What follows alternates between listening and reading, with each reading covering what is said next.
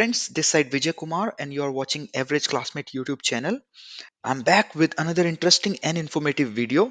We are going to see the power of Power Query and DAX. We would also be looking for best practice in Power BI. So let's quickly open Power BI. So we are on the Power BI environment. So first of all, I will import Excel workbook in it. We can click here and common data source Excel workbook. Else, we can also import data from Excel. So I have a link where my source data is available. Global Superstore data we are going to connect. Click open.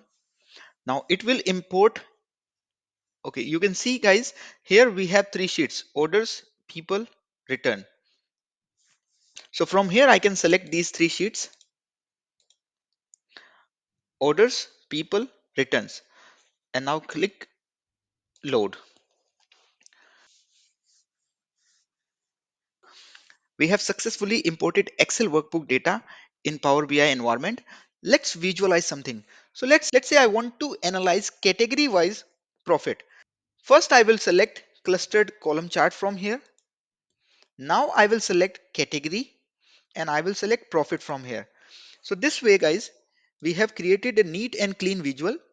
So which is showing us as per 2016 data sets that technology was clear cut winner.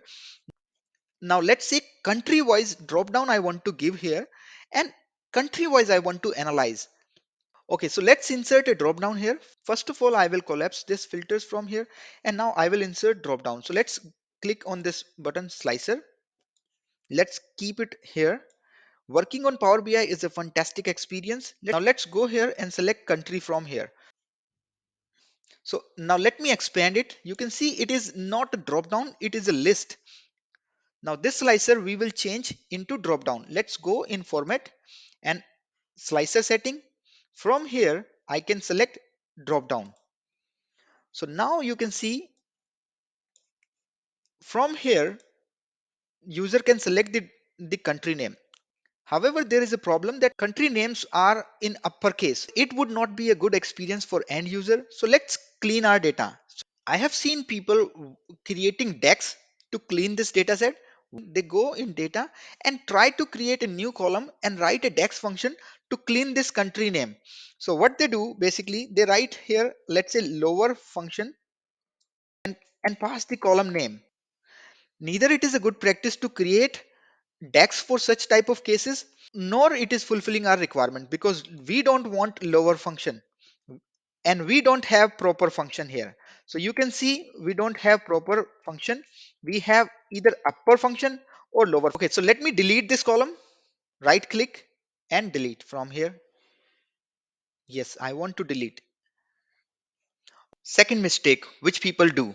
Generally people clean these data sets by going in the Excel workbook.